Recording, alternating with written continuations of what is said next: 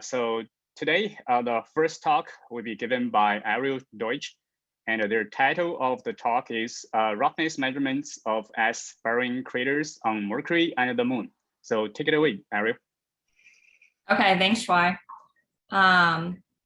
Okay, so we're all super interested in permanently shadowed regions, or PSRs, and you can see them highlighted here for the north poles of Mercury and the Moon.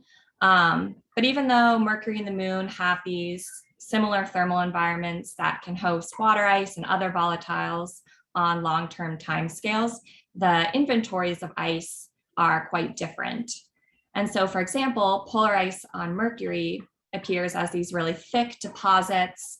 They're laterally contiguous. They fill individual craters to the boundary of permanent shadow. And in contrast, ice on the Moon appears as these relatively patchy frost detections that occupy only a small fraction of the available cold trapping surface area. Also on Mercury, ice appears to be much more pure than ice on the Moon. So for example, neutron suppression measured by MESSENGER suggests that ice deposits are almost entirely H2O. And in contrast, neutron data of the lunar poles are suggestive of only a few weight % water. And so today we're looking at how these differences affect the surface roughness properties at the poles. And so to measure surface roughness, we're using a standard deviation filtering for relatively flat surfaces, so those with slopes less than 10 degrees. And essentially we take the standard deviation of a local neighborhood and apply that value to the central pixel of the neighborhood, and then continue that process through a moving window across a DEM. And just a really simple example is shown below, where what would happen is the exterior of a pineapple is relatively rougher in comparison to like a smoother interior of the pineapple. But this metric is size dependent. So if you take a larger neighborhood, or if you have a coarser resolution DEM, then you start to see some of the larger scale topographic variations in the scene. Cool. So on Mercury, we've looked at 6 north polar craters, and these were selected due to the availability of new high resolution DEMs. And the 6 craters that we looked at all host thick, large polar ice deposits, and they're all capped by a layer of low reflectance volatiles. And so you can see an example of that here. The crater outline of Fuller is represented by this circle. And you can see the low reflectance ice deposit both in the visible images and then also in the MLA reflectance data. And you can see the polar deposit has a very distinct geologic contact.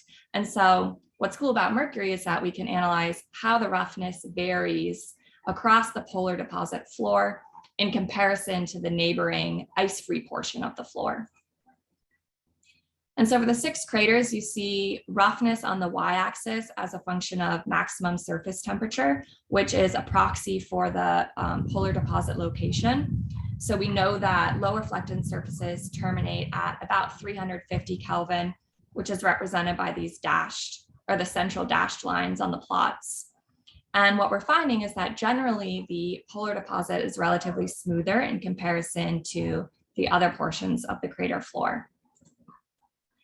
And as an example of more up close, so on the left, we have Angelo crater, where this 350 Kelvin contour separates the polar deposit from the illuminated portion of the crater floor. And again, in roughness temperature space, the polar deposit is relatively smoother in comparison to the warmer portions of the crater floor where ice is absent.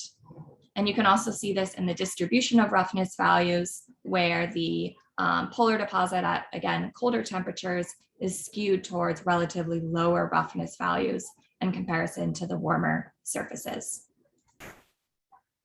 So today we don't have a chemical measurement of the low reflectance surfaces, but Hamill et al. Showed that coronine could be a good simple representative for what these low reflectance surfaces are comprised of. And so we used the ice stability models from Hamill et al. And looked at them in comparison to our roughness values. What we're seeing is that the smoother polar surfaces are generally are generally correlated with regions where coronine is stable at the surface. And so all of those surface stability regions are shaded here in the plots.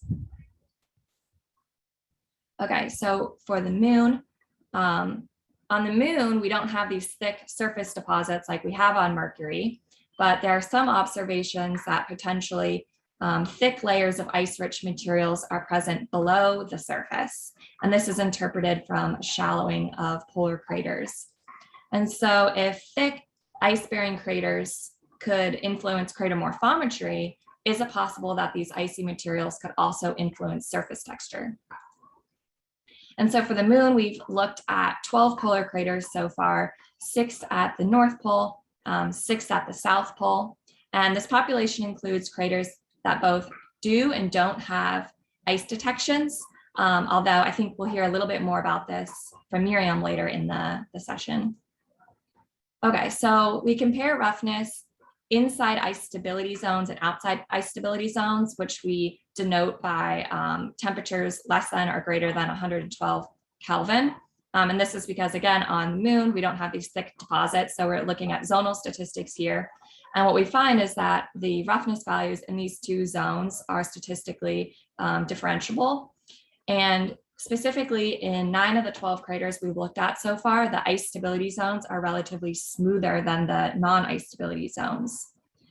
But interestingly, these 9 craters include both craters that host ice detections and then also craters that don't host ice detections, suggesting it's not surface ice that would be affecting the roughness here like it is on Mercury.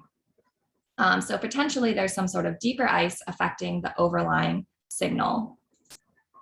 And so we've looked at the LPNS signal, which can help constrain the abundance of possible ice down to about 1 meter. And we found that ice stability zones tend to be correlated with relatively higher hydrogen content, and specifically for each of the craters that show a smoothing in the ice stability zone. However, here's an example for Amundsen. You can see that still the modeled hydrogen is really, really low. And so probably can't account for all the smoothing that we're seeing, but perhaps the signal that we're looking at is from ice concentrated below the sensing depth of LPNS. So in conclusion, what we're finding so far is that on Mercury, polar deposits are distinctly smoother than the ice-free portions of the crater floors. And this is likely due to the superposition of several meters of surface ice. On the moon, it's a little bit trickier. We're using zonal statistics, but we're finding that inside and outside ice stability zones can be differentiated. And potentially this could be correlated with the presence of subsurface ice. But overall, there's more work needed to understand the relationship between surface and near surface and deeper ice. And we're looking forward to future exploration to help with this. Thank you.